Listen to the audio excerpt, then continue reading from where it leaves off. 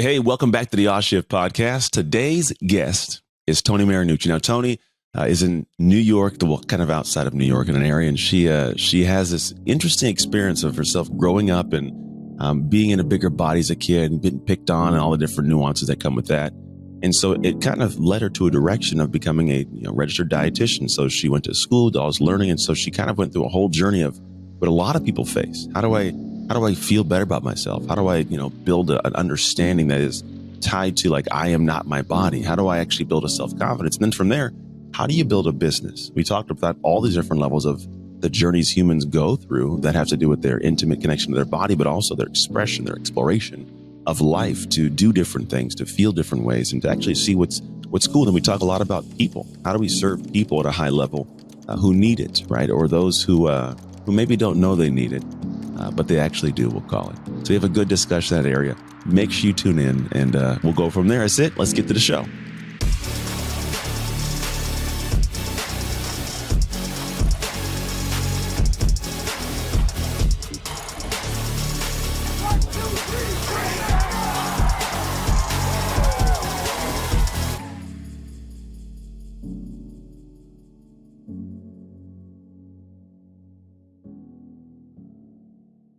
Hey, welcome back to the show. We got a cool guest here who is coming from us or to us from across the world from me. Not the world, just California. And she's all across the United States to New York. And so we are going to hop on and dive into her head, her hearts. She seems like a bright human. I just have had about maybe 3 to 5 minutes to chat with her. But just so you guys know, it's kind of how it is everybody. I get to hop on and get to know them in real time with you. So without further ado, please welcome to the show, Toni Marinucci. How are you? I'm great. Thank you for having me. Well, thank you for showing up and hanging out with us. And I appreciate being gracious with the negotiation of time to make this work. Oh, yeah. Well, I totally get it. Flexibility is my superpower. There you go. Adaptability is a cool. I don't like to change more than once. If I can not change more than once, then we're good. But like I try never to change the time. But just I want people to associate Anthony with like consistency. So when the things change, I'm like, nah, I don't like that. Anyway, so let's dive into today. This is how I open the podcast. Every question that we start with is always the same. And you can answer however you want. You could be bold and audacious. You could be humble. It doesn't matter to me, but it always opens up the discussion. Here's the question. I'm walking around New York. And someone goes, I'm walking in. I'm just kidding. That's just rude. I'm walking around New York. I sit down in this coffee shop. I see this beautiful woman sitting next to me. Happens to be you. I don't know you. You don't know me. As I'm sitting there, for some reason, you feel compelled to turn and start talking to me. In your opinion, why should I listen to you? Ooh, that's a good question. Whew, okay, where do I begin? Well, to be honest, I'm more of a listener. So why should you start talking to me? If you want to be heard and you want to be validated and you want to be understood, that is something that I actually pride myself on, being able to connect with anyone, no matter their age, gender, how they identify as themselves. Yeah. I've always been able to just see the person for their heart and their soul and help them to really believe in themselves. And so if you're sitting next to me and you want to get elevated to the next level and you want to be validated and maybe see things from a different light or a different perspective that you might be kind of, not being able to see, you got the foggy glasses on, I'll help wipe them, give you some clarity and peace of mind, and you'll have an idea of what the next step would be to go forward. I like it. I can dig that. The validation thing threw me. I don't know why it did. And this is maybe the thing, because I can do the same thing. I can sit with anybody, have a great conversation, because I do choose to not look at the things that my part of my brain goes, this is what I believe. And if you don't believe this, and I go, that's just my beliefs. Let me hear who you are. And I love that, because you have to find out unique little things. But I have found like that there's certain things that go, I can't validate that, bro. I don't believe in it. For example, I got people that sit around me. Like I love my wife. I love my family. So when I got guys that sit with me and they go, man, my wife, she's crazy and she ain't giving out. So I cheat on her. She doesn't know about it. Can't validate that, homeboy. That's not how I'm built. That's not what I meant. Yeah, no, I know you didn't. I know you 100%. I realize you weren't like, we should all cheat her.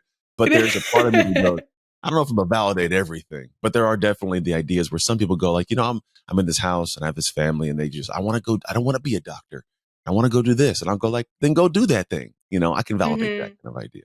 Yeah. It's more so I think the thing that people struggle with the most is like they're trying so hard to like ignore feeling their feelings. And then some people get so suckered into it that they get completely like, they just want to be right. But I think when I say validate, I mean like it can be both. Like you can feel this way and you can also see it in this way. Yeah. But if you try to, run from the feeling or to like question, like, am I right? Am I wrong? It's not about being right or wrong. It's about just accepting what is and then moving on. Yes, I can see that. Yeah. And then moving on with it. I think there's this, I even think also sometimes like the lack of beliefs in the similar area. I've noticed in our world, one of the hard things I face, not that I battle with, but other people battle with a conversation with me is the belief that because I have a belief that is opposite of yours, it is actively, or I am actively discounting yours. And I go, no, it's not the case. If I go, I like cookies, and you go, I don't like cookies, and I go, I do. You go, wait, so I should like cookies? No, I didn't say you should like cookies, homie. I like cookies, and you don't, and that's okay. There's this thing where I think we miss out on the ability to have a conversation with someone that doesn't believe the same thing because we think it has to be an argument, and it doesn't. I don't have to convince you. You don't got to convince me. We can talk as humans. But when you miss out on that, you miss out on humanity's like beautiful parts of it. Yeah, we're not supposed to all be the same. Nah, we're not. To be different. And then we were talking about you. Like, there's a lot of things that you like. We're not the same. You don't even like. We don't have the same passions day to day. Sometimes as humans, we change multiple times throughout life. Do you mind sharing what you shared with me earlier about the different things you're passionate about, what you worked on, like all the cool stuff? Because it's a smorgasbord in a good way. Yeah, well, and it's funny. I used to feel shame for the fact that I loved so many things, and I want to be clear about this because I think some people love a lot of things because they're afraid of going all in on that one thing. And I'm not talking about that right now. What I'm talking about is like for 10 years, I've honed in on my craft. I'm a registered dietitian. I've been a registered dietitian for 10 years. I've been blogging for 15 of them. I've been helping women to make peace with food in their body so they could break free from the restrictive diet culture and mindset that holds them back. Like I've mastered that. And the way I mastered it is through mastering my own relationship with food, my own relationship with my body. And for so long, I thought my entire life was all about looking a certain way or, achieving a certain weight loss goal. And like, that was it, check, done. But actually what happened once I like kind of realized, actually, it's not about the scale at all. It's more so about how you feel and how you take care of yourself and your habits and, all of those things and prioritizing yourself. After that, my world opened up and like, I still love what I do. I still coach women and help people heal their relationship with food and live a healthy lifestyle in a balanced way that makes sense for them. And then I also happened to I just got my real estate license and I'm loving real estate. And I also just decided to start a business with my friends where we help other registered dietitians with their online practices grow theirs. I love a lot of things. And like, even within my nutrition practice, I don't just do coaching, I do speaking and I do podcasting and I wrote a book and I did a TED Talk. And like, it's like, I love that. I think at the end of the day, we're here to teach and we're here to instill inspiration and we are here to help and guide and serve. And really just our bodies are just a shell of kind of like our ability to be able to do that. And I think once you master one thing, you then start to learn like it's okay to want to do other things. Like sometimes, and you mentioned before, and this is where I feel like we agree but disagree a little bit, like the whole like putting yourself in a box. I hear what you're saying, and I actually want to hear more about it like today, which is like sometimes like for so long, I was afraid, like, what are people going to think of me if I'm a real estate agent? Like, what do you do? That's so confusing. Are you a dietitian or are you a real estate agent? Like, why can't I be both?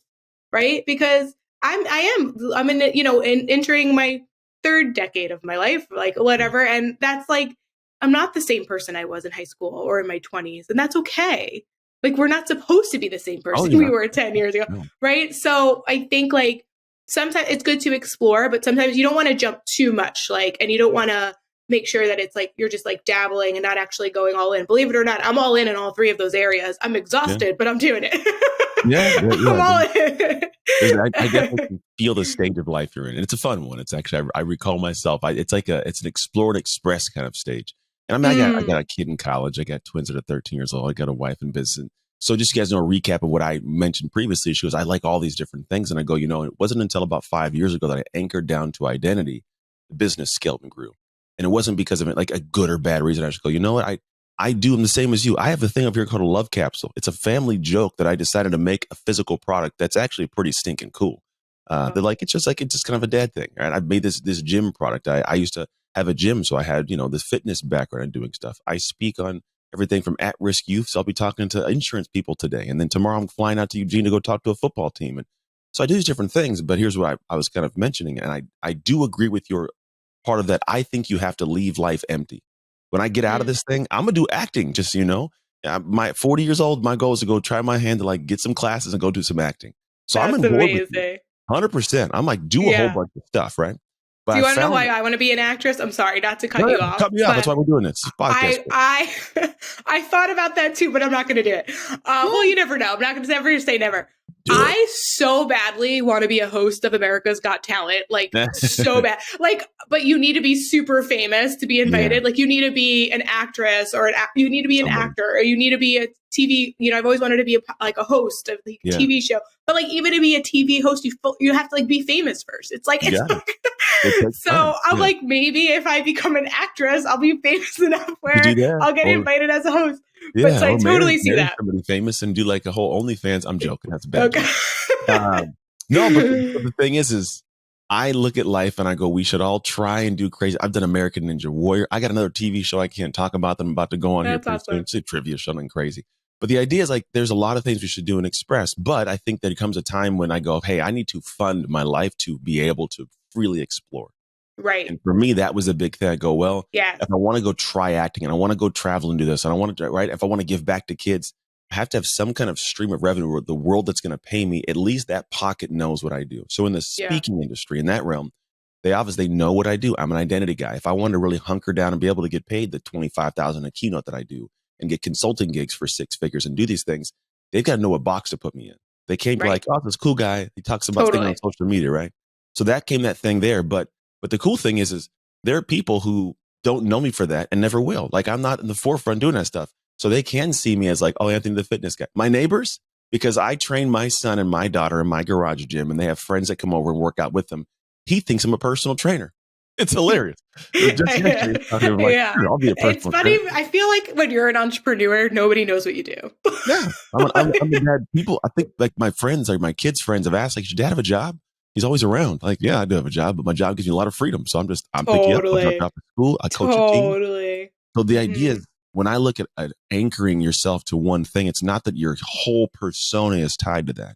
It's that, hey, the area where I want to be able to fund my freedom needs to be something clean and clear because a confused mind won't buy.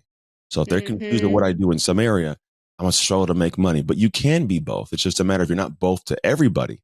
You're just both to yourself 1,000%. And you're different to the person that finds you. Oh, 1,000%. Absolutely. Yeah. And it unravels and you find I got a feeling that in the next 5 years, I'll do something different, not a whole complete disarray of this thing, but I have a brand I want to build and I'm in the process of launching in the summer. But there are some fun things I think that come to that. So for you and your journey of doing all this, right? Enough about me, what you've kind of already built, share with us, like, what are the things that are like the big passions for now, right? You've done different things, the dietitian thing, the real estate, we get that, the business for helping the other dietitians do stuff. What's the thing where, like, I guess when you woke up today, you go, man, I'm going to be putting my energy into this?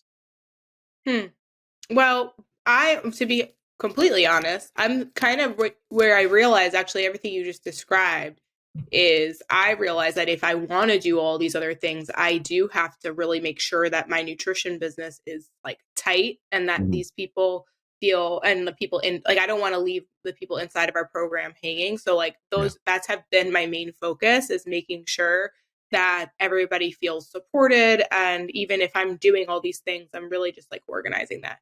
But I think like on a deeper level, I have been more exploring, like listening to podcasts like yourself or in like motivational speakers, like Trent Shelton, someone I look up to a lot. Like, and I've really been in the space. You're friends with him? Yeah. Okay.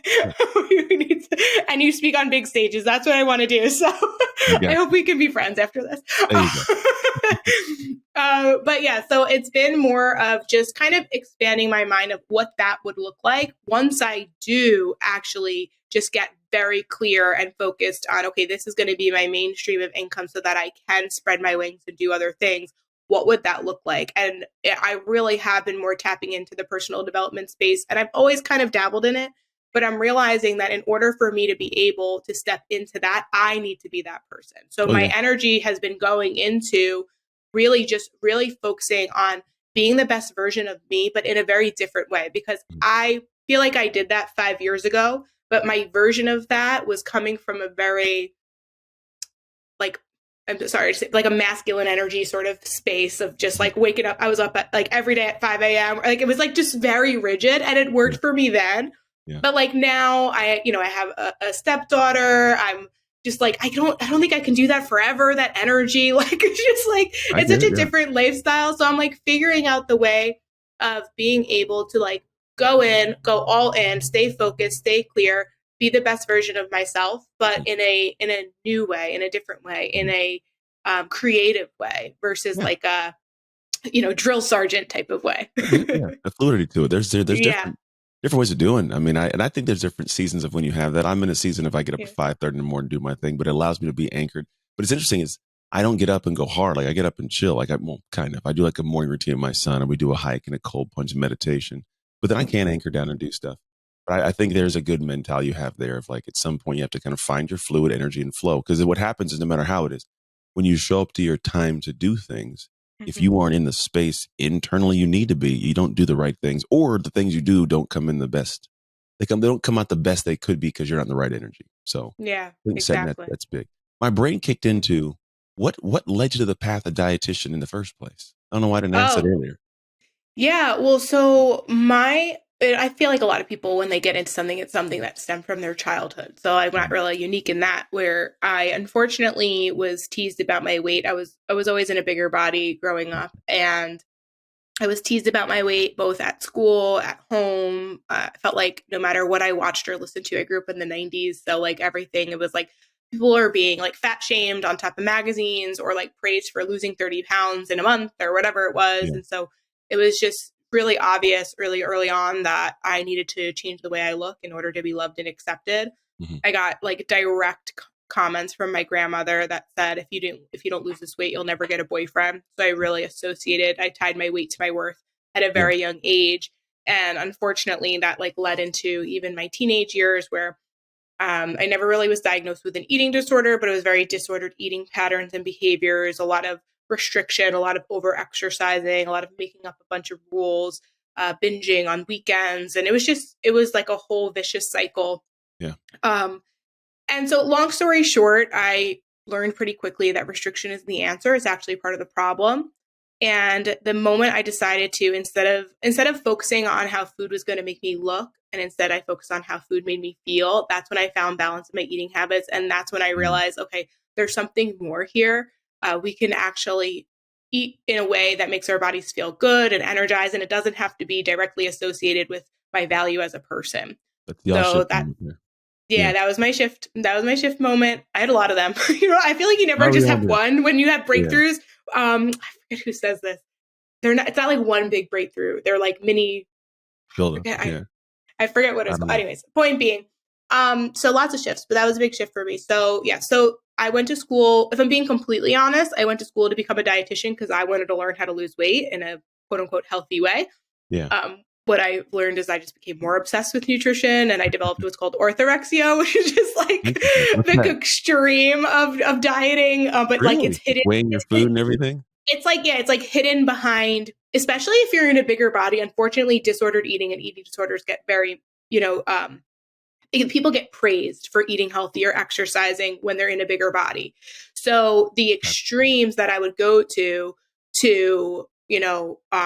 be quote unquote healthy Yeah. was perceived as like, oh my God, that's amazing. Good for you. But people didn't know that was my third workout of the day. Like people didn't know that like Mhm. I could not stop obsessing over what to eat, when to eat, and how much to eat. And like my brain never shut off because all I could think about was food.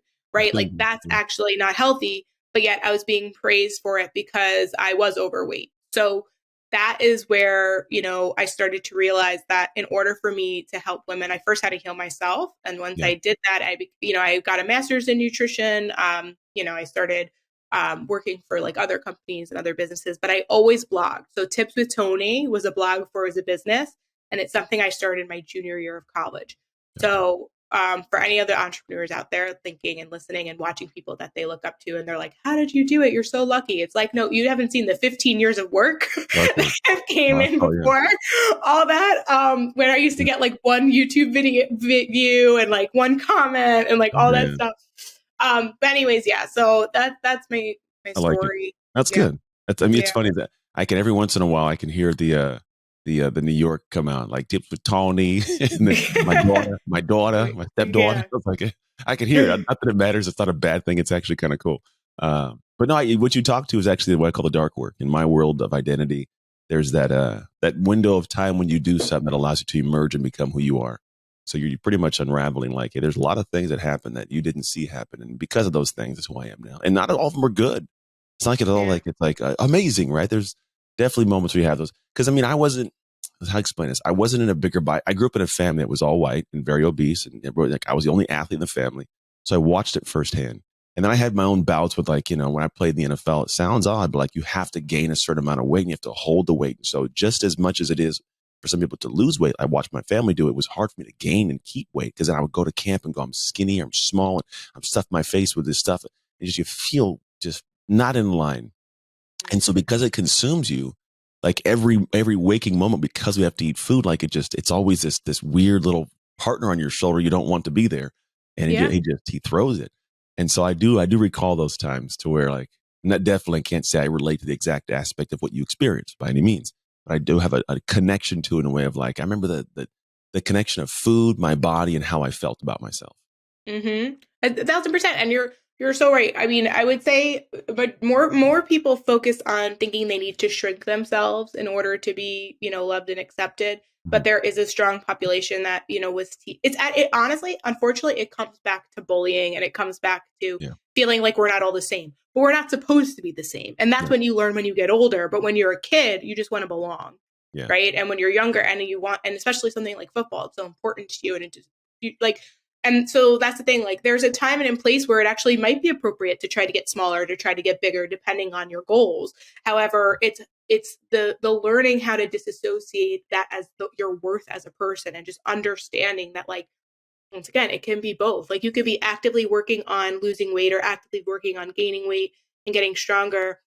And you can also be a good person yeah, and worthy of love and acceptance. You don't have to wait till then. Like so many women that we work with are like waiting to date. Or, maybe they just got, yeah, they just got divorced and now it's like they're trying to get back out there, but they're afraid of getting shut down because they feel like their body's not where it was when they were 20 or whatever. And it's like, you got to put yourself out there because that is how you're going to learn more about yourself. And you don't want to be with someone who only cares about you for what you look like. It yeah, actually has nothing to do with that. It has to do with how you view yourself and how you care for yourself and the confidence of who you are as a person on the inside.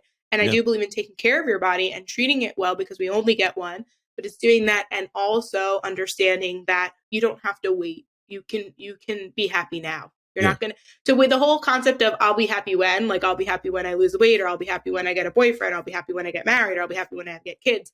That is a very, very, very, very yeah, dangerous path to go definitely. on, and you're always going to feel like you're not enough.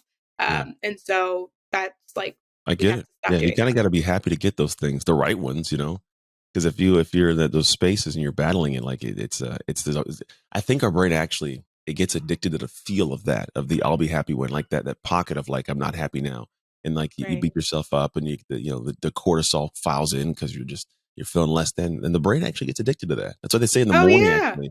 That when you wake up in the morning, that's when the races of the mind starts going. Your thoughts are all negative, and the brain gets used to like I'm not good enough. Am I going to mess it up? Like those things, like they fly in. And so if you don't do something to actively change it, your brain will do that every day because it likes the feeling of it. It's not Hmm. even good. It's just the brain likes the feeling of that chemical dumping out. So how do people do that though? Because it's somewhere like we're on the backside of that. I Hmm. haven't obviously studied this realm, right? So I don't know how to Hmm. pinpoint that. Somebody's sitting there going, okay, sounds good. But my grandma said this to me too. My mom said this to me too. I get Yeah. that you're saying that, but they're living in the actual space that you were in at that time. How do you get them to hear you now? And what are the things they should be focusing on to get out of that place? Yeah. Well, the first thing I think is worth mentioning is understanding like what you just shared. Sorry, my laptop just made weird noises. No worries. So what you just shared is important to go back to, like how this idea, like I think people feel like it's hard to change. It's like, it's easier to go away from like that discomfort. Like if we're completely feeling out of control around food, or we feel absolutely heinous in our body, or we can't stand what we see in the mirror, that's what's motivating us, because it's like, we don't like the way that it feels. So we're going to do it. But when we feel good, it's like, everything is fine. Why do I need to change? I'm happy. Right. So I think there's this fear that if they accept where they're at, that they're somehow going to lose that motivation, because they're so used to looking at external motivation to get them going. When the reality is that it needs to come intrinsically, and it actually is not really so much even about motivation. It's about making choices every day, and then yes, focusing on how you feel, and then learning that you actually don't need to rely on the feeling like shit in order to do things, because because you feel good and because you're proud of who you are and how you behave. Now you just want to continue to be that person. And that's how you build momentum. Mm-hmm. And it's just understanding that like, you're not always going to feel like doing something, right? But you still have to like kind of put one foot in front of the other. Like body image stuff and, nutrition, that's like a whole other conversation. I feel like right now we're talking more about like philosophy and which is very helpful. But like we could do a whole other podcast on, focusing on your habits rather than like following rigid meal plans. And like, there's so many ways in which it can be done, but it really does come down to like how you view yourself and how you see yourself. And going back to your comment about if like your brain, tells you you're not good enough, really challenge where that narrative came from and just really help you like disassociate the idea. Like, okay, that was like the kid on the playground when I was 9 years old that probably was getting made fun of at home or is being bullied by his friends, or like that is not valid, right? And you're not 9 anymore, and you're a new person, and you're more than your body and your legs. If like a lot of people I work with, like they're for whatever reason, like I know it's so sad how many women I know have been told they have thunder thighs, and now instead of being proud of their thighs, they're like feel like everything is fine except their thighs, and they need to like fix their thighs, and they need to like train their thighs, and it's like everything is good except for my thighs. And it's like, we have to at what point is it going to be enough, and at what point do we realize like, actually my thighs are awesome because they're working. Hopefully they're working. You can stand on them, you can walk to do things with them, and they're amazing. Whether you choose to change them or not from an internal point or not, that's irrelevant. The point is that they are so much more than what they look like. And this whole idea of you believing, it comes from your belief system. If you believe those words to be true, you're going to behave differently. But if you can understand that they're just legs, they're cool legs, they're just legs, like you can stop beating yourself up about it, because that beating yourself up just leads to that vicious cycle. Yeah. It ties to frame. I think it's a framing thing of how you actually choose to look at yourself and then operate from that manner. The interesting thing you're talking to, it genuinely is it's a step-by-step thing, right? It's the process, but what you do. But you're gonna, and here's what I always tell people, because my work's an identity, and I think part of the thing we fail to comprehend is like we all have a current identity of how we're thinking, how we're operating. It's who you are when you aren't thinking about who you are. It's just your natural state, right? Yeah. That natural state has perspectives, has framings, has views, has beliefs, has active thoughts, right? And so those things are all there because of something happened in the past. We're talking to perfectly is the experience you had. This experience happened, therefore I operate and think and feel and identify like this. And I go, okay, great. Well, if that experience led to that, well, can't we just do new experiences to get to a different place, right? And so well, how do we do those? Well, they're going to be ones that don't feel comfortable. There'll be ones that are different, which means you do have to go look yourself in the mirror and go like, I love you. I love your thighs. Great job. Right? Or go into situations or around people that praise you and celebrate you in the right ways, right? I think those new experiences will put you in that new place. But sometimes I go, well, if you don't feel like that, you won't do that, because if you identify as this, you think you're unworthy to do this. Oh, I'm this is who I am. I can't do that. No, you can do that. In fact, if you do that, you get to the other place you're talking about. And so having that framing is different. How important is it to have the right people around you? Like when you were going through your journey and building up, were there the right humans in your vicinity? Yeah, I mean, it's everything. I mean, your environment is everything. Not that people can't change without support, but it's really hard. It's really, really hard. But you have to think about it like, and it might not even just be people, because sometimes, unfortunately, like I work with women where a lot of their issues stem from their family members, and yet they're still living with their family members, or they still need to depend on their family members to take care of their children or whatever it is. But the point is that a support system is really important, and the making sure that it's, like I said, physically, like if you can limit exposure and set boundaries around certain people that really don't see that, or maybe they're always on a diet or commenting about their body or commenting on your body, or criticizing or praising you when they thought, like, that's the other thing too. We think praise and like commenting on people's bodies in a way of like, oh my God, you look great. Did you lose weight? That is actually not healthy either, because we have no idea how that person lost that weight. Like I mentioned before with me, I was like stuck in like basically an eating disorder. Mm-hmm. And that actually wasn't healthy. Or people could be struggling with depression, or they be taking a medication, they could have cancer. Like you literally have no idea how someone is losing the weight. So you don't want to make them really commenting on people's body, like just needs to stop in general. Mm-hmm. So if you need to set that boundary with people and just say, I'd rather talk about something else, or please don't comment on my body, or in your head internally, just say, I don't receive that, whatever you got to do. Mm-hmm. It's important to set those boundaries and to limit exposure to people that really just make you feel less than.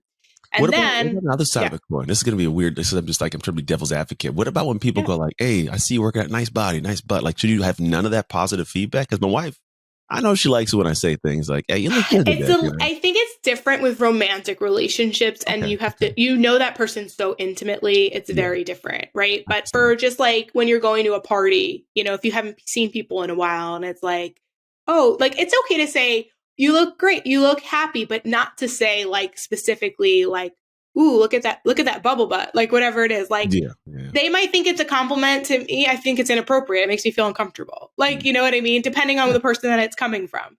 Right. I told a barber yesterday, I got a haircut. I was like, he's losing weight. I'm like, losing some weight, man. Look good. He goes, yeah, I feel good. Like he loved it. I said it.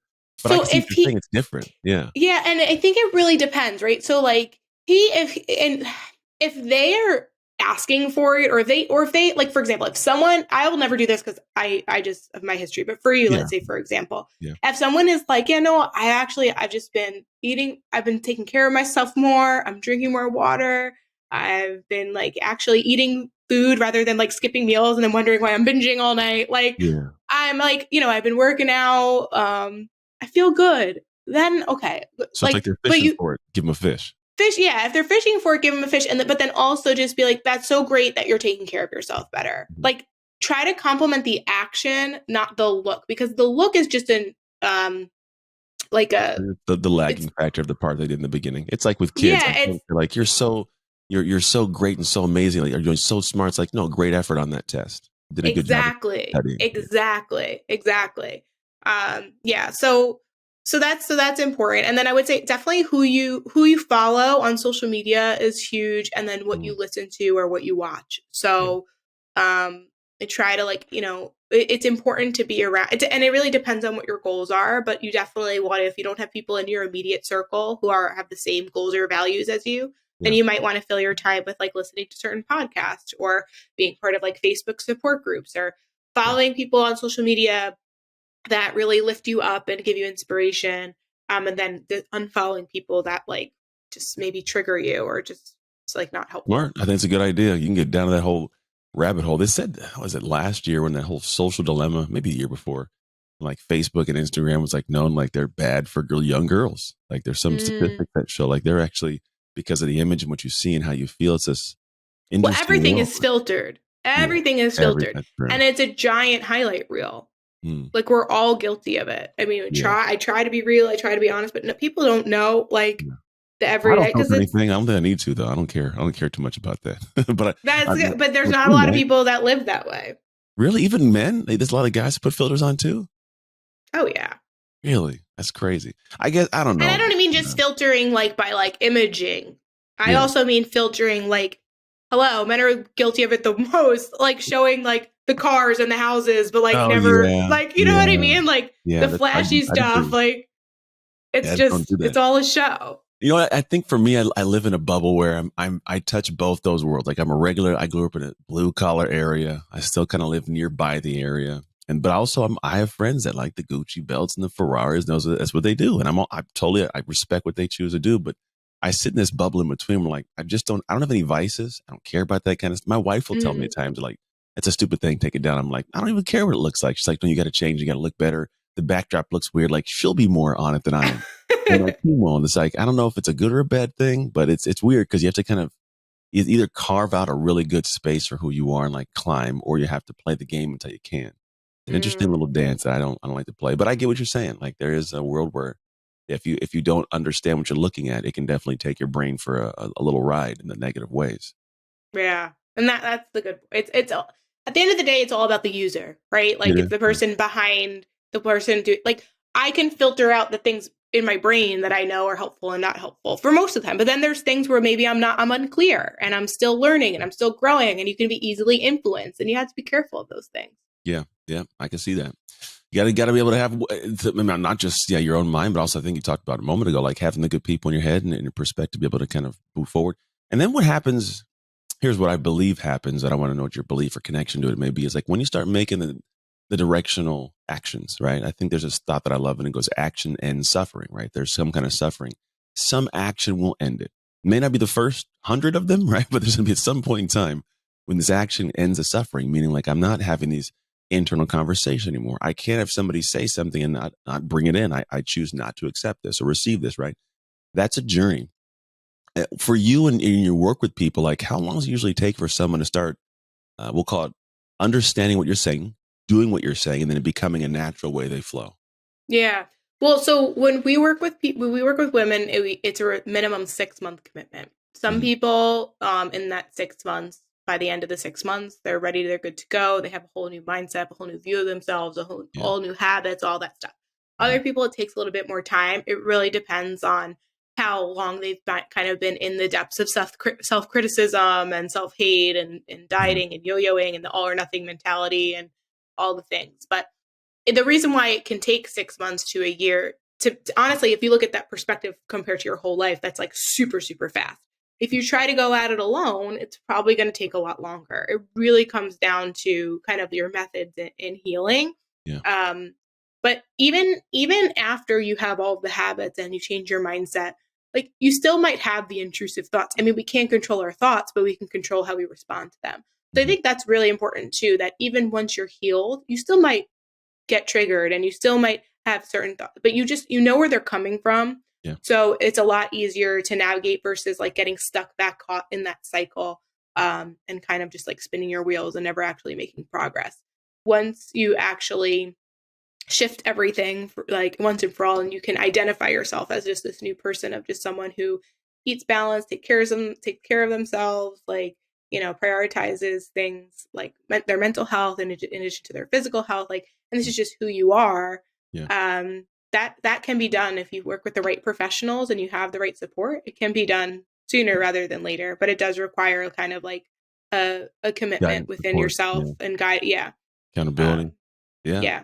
It's crazy how much so I'm hearing this, and I have a program where so this is on one side of the world. I have this podcast. I teach, I coach, I speak on, identity and the dark work we talk about.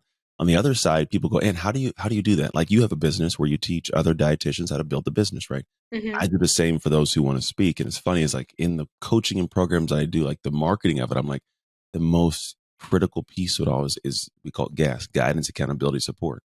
If you don't have that, then it's going to take forever because you don't know how to sift through the articles and understand what's going on. Like you have no behind the scenes information. So it just takes longer. And then those who have to go the long route sometimes don't make the whole journey. They don't get to the finish.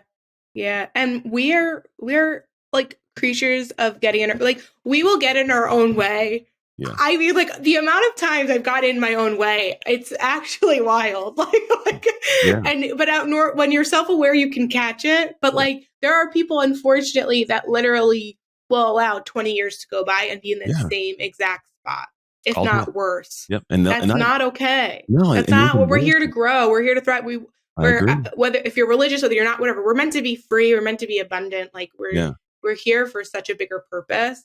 Mm-hmm. And it's not supposed to be a struggle every day. Like you are going to have to struggle. There's struggles for sure, right? Yeah. Like success doesn't happen from no sacrifice, but it's a different type of struggle. And then there is a point where you can coast a bit, and then you go back into it because you just are psycho and you love hard work, and then you coast some more, and then that's just how it is. But I agree, man. Some people they'll fight for that. There's a guy named Gay Hendrickson. The statement was, if you fight for your limitations, you get to keep them.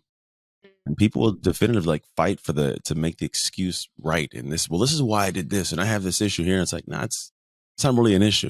You're owning the Yeah. issue. It's because you own it. You live in a way to make it right. So you're actually defending this limitation. And now you get to keep that bad boy. So you get to keep your life. And that's why it lasts 20 years unnecessarily, but you should. I think the crazy thing is, as I get older, I start to realize how little everybody actually cares about me. Like, and it's not to say it in a bad way. Like I got friends and I got family and they love me. Don't get me wrong, right? But the people that I want to go out and serve, I want to serve them, but they don't care to be served by me in the same level that I care about serving them, if that makes sense. Like I love to go hop on a stage and speak to them. But at the same time, like there's this part of their day. That's it. Okay, Tuesday, and what are we doing for lunch, guys? Like so Mm-hmm. when you get that understanding, you go, okay, well, if I just show up and I worry about what makes me happy and how I can do what I want to do, and honestly be, even if someone doesn't like what I'm doing, cool, okay, that doesn't mean I'm a horrible human. It just means that one human doesn't like what I'm doing.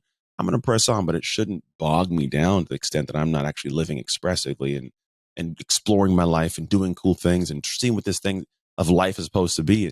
I think so many people leave this planet. I mean, you talk to them, they leave the planet having not done, I think, remotely close to the thing they're supposed to be doing, even near the potential they're supposed to be expressed. And what's funny is when we watch people that entertain us or that we are enamored by in some way, they're doing that. And it's crazy. I go, well, you like watching it, which means you have an interest in doing that, but you just won't do that. So you're going to be okay leaving this planet going, I could have been partially me, but I chose not to because of whatever reason. That blows my mind a little bit personally. Yeah. It's not, unfortunately, it's so normal. It should not be that normal. Yeah, no. And the thing is, but then I think I have friends that like they don't do that. Like they're like I'm talking about, and it's like we talking down on me. I'm like, I'm not talking down on you, man. I can't want more for you than you want for yourself. If you're happy and you're at peace and you're not getting up every day and beating yourself up, cool. But there are some Right. people that go, I don't like my existence for whatever reason. I don't like my body. I don't like my relationship. I don't like my job. Then change it. Well, I can't because Yeah. no, you can. You You can. 100% can. Yeah. You're Just not choosing that. willing to see it, but you can. Yeah, yeah. And it's Yeah. just, it'd be too hard. Yeah, well, everything's hard, man. Like, get up in the morning, going to work, the job you hate's hard. It's just like it's a 2 of 10 of pain for you. But the reality is if you realize like at some point, if you give it like a 10 for like a 10 of 10 of pain for give me 10 months, you could have a 0 of 10 for pain. You could have joy. You could, like for a longevity piece, but people don't want to step into that space. And I don't know. Hopefully these podcasts, they give some nuggets, some ideas that people can embrace and, go, okay, I can do something cool with that. I had a thought that I hadn't left me. So I'm just going to go away from that thought. Let's say we're looking at the next couple of years of what you got going on. I know you do a bunch of cool, expressive things, right? The dietitian thing's a big piece. Why for you is it important to teach other dietitians how to do it? Because you can easily stay in your pocket, do your thing. I'm going to build me, but then you go, no, I want to teach other people how to actually do what I do. Why is that an important piece for you? So there's actually two answers. So one obviously is that I'm only one person and I can't do it as, Yeah. they're only so much, right? So by helping them do it, they're helping to spread my mission of helping people live in a place and in their bodies and having healthy relationships with themselves and others and all that stuff. The second is actually because the business coaching industry is a scam. Yeah. And there's so much BS out there and you don't know who you can trust and there's people who charge like, 25, 50K for like, bullshit, excuse me, French. But Yeah. so we just like 15 years ago was sitting in school becoming, studying to become a registered dietitian and was completely fed up by all of the people doing the quick fixes and the detoxes and all the things with like broken promises. Yeah. I was like, okay, well, I could be like everybody else in my class who's just complaining about it because that's what was happening. People were just like, can you believe this is out again? This is ridiculous. Like, blah, blah, blah. I'm like, yeah, how annoying. However, I could complain or I could be part of the solution. Yeah. So I could be the person providing valuable resources, valuable information. And that's how Tips with Toni was born a long time ago. And I had a very similar kind of situation happening with business coaching. Me and my 5 colleagues who've grown our businesses very successfully have invested in collectively probably $500,000 literally in business coaching. And actually realizing that, believe it or not, you would think the more you pay, the more you get. But it was like actually the opposite. It was like the more money we invested in coaching, the more it was like we were just not getting the right help. We were not getting the right support. nobody can teach us how to scale our businesses. Everybody can teach us like the very basic things, but it was like, so basically we realized there's not a lot of coaches in this space that are charging what we would consider reasonable for someone just starting out, right? Like if you're a registered dietitian, you might have a full-time job, but you're building your business on the side, but like you might you might, and you could. And like, yes, there is value in making large investments. There is a time and place for it, but we also wanted to provide a resource where we could just have people have the support, have the guidance, have the accountability without like breaking the bank. So that's where the mission came from there. And so obviously it's allowing my vision to be, go on as like when I had that shift many years ago in college. Yeah. And then also more recently realizing like I can complain about it or we can be about it. And so we're being about it. I'm going to be curious to see how your language changes in the next 5 to 10 years. Because I would be too. Because I started the journey years ago. I've easily put at least $750,000 into coaching. And I'll say the same. There's definitely some things that were waste of time. And I found 2 things out. One was there were times when it was a thing that I thought was going to be a fit, but I wasn't ready for the fit. Had I got to it later in my career, I go, okay, well, this would have been way like masterminds I joined. Like they're just, because they just want you to sign up, right? We'll get you here. But they weren't fully understanding the space or the level at which I was at. So I'd agree with that. There's some I thought it was a scam, but it felt that way because they just sold me into something where I really wasn't ready to utilize what it was properly. Was that part of it? Other thing is you'll find that when you use that language of like it's a scam, and then you yourself are going to do a business coaching, it's like, whoa, someone goes, well, hold on. It's because you're planting a seed that's it. It's funny because I had the same thing. Like this stuff sucks. I had that because I got pissed off the industry. I'm like, I'm not where I'm supposed to be. So I go, oh, but if it's all a scam, then what I'm doing is a scam. So I noticed like it was where I was promising to get people. That was the other part of it. I don't promise them I'm going to make you $1 billion. That's a stupid promise, right? Some people do. Weird. But I will promise you that I will show you every single thing I have done to get to where I'm at. Here are bank statements. Here are the stage I've been on. Like, so I'll show you this part of it. And that's what I promise. I'm not going to teach it. I can teach you exactly what I did to get to 25,000 a keynote. You want to get to 50? I'm not your guy. I'm gonna be honest. Yeah, but I appreciate that, and that's so. Thank you for calling me out on that because it's true. Not everything is a scam. Like it's just, and same thing with nutrition coaching. Like there's a lot of BS nutrition coaches out there, and BS even dietitians. But what we found in the nutrition space was registered dietitians or nutrition coaches were coaching other dietitians and nutrition coaches to grow their businesses to, they would say things like 100K months. Mm-hmm. However, the way they were making 100K months, whereas as I know for a fact, because I was in the same masterminds as them, selling them, they were doing it through business coaching. They had never made their nutrition coaching business get to 100K months. So that is a scam because I agree with you. And that is so common and it's so frustrating. Yeah, so that's where it's like we don't at Tips with Toni and my colleagues, we don't make 100K months as nutrition coaches. I haven't figured that part out yet. I don't know how to do that yet. And if I did do that, it would be because I'm doing multiple things. It's not just straight from nutrition coaching, and if you are, then I don't know. Anyways, no, I'm trying not to get on the soapbox. I fully agree there. There's a lot of people. Yeah, I see what you're saying. Because there's some people that go like, we make this much money. Here's my bank statements. I go, get that. How'd you make that? Because for me, it should be separate. Like my businesses are separate. I will show you, here's what I got from this speech and this consulting and this, right? I'm not saying over here, like, I'm going to try to make this much money and I'm going to bring this price in, like, and add to this. Like, no, those are separate monsters. So yes, correct. That is dirty. That's shiesty.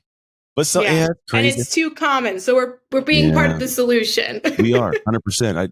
I've always been a person. Here's what I believe. I believe what you do in the dark comes out of light, 100%. And so after a while, you can play in the pocket for a bit, but you won't have integrity. Eventually, it'll get to the point where I believe your business will live and die in the dark, which means people will tell people about your business. They'll say things about you. You may not even be ever part of the conversation or even know what's going on, but that one person plants a seed that plants another seed and it grows. And so you better be of integrity. Like I couldn't be doing this full time and living this if I was in that space where I'm saying something different from what I'm actually doing. And so I do agree with that. But when I see people bouncing around from thing to thing to thing, I go, okay, that person probably isn't really getting anchored down there because they're just not getting great at that thing, or they can't get past the first wave of clients that have the consistency to stay on with them because they're getting results and they're telling other people and it's growing the positive way. So I do agree with you in that aspect there. I will say there are definitely some scammy ammies out there. We got to get off because it's you got to go and I got to go. So let's do Yeah. this. One, where can I send people to get more information about you? Instagram is where I hang out a lot at Beautiful. tips_with_Toni with an I, or you can check out my website, tipswithtoni.com. Beautiful. Last question. What promise did God make to the world when he created you? Oh God. To share my voice, speak, to be his vessel. I like that. It's a good answer. To be, I'm just, but be me and hopefully the world likes it. That's it, everybody. Make sure you guys go to Tips with Toni. Check her out. She's obviously got a beautiful soul, a great mind. She does some cool things in the world. And then outside of that, if you know someone that could be hearing this podcast that could be useful for their lives, share it directly with them. Besides that, as always, make the most of your off shift moments so you can make shift happen. It's Anthony Trucks and Toni Marinucci signing off.